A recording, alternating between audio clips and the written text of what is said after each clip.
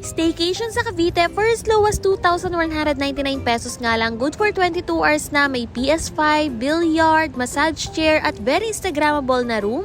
Hi, hello mabuhay! Dito kami nag-book sa Starlight Suites at located siya dito sa may Hope Residence, 13 Martires, Cavite. Nasa likod nga lang siya ng SM 13 kaya malapit lang din sa mga pasyalan. At let's go, mag-room tour na muna tayo. Good for 4 packs nga pala yung unit at yung rate nila is 2,199 pesos. Good for 2 packs and additional na lang in excess of 2. Pwede nga din kayo magluto dito, provided na rin yung water, microwave, rice cooker, electric kettle, ref, at kumpleto na nga rin sila sa mga dining utensils. And this is their super comfy na bed na mala hotel, tas meron din siyang pull out for extra packs. Provided na nga rin pala nila dito yung mga towel at toiletries, tas meron ding pa whole body mirror at ito yung kanilang living area. Pwede nga kayo maglaro dito ng billiard, PS5, o kaya naman pwede kayo manood ng Netflix or mag-video okay dito sa kanilang portable speaker na may mic. Meron nga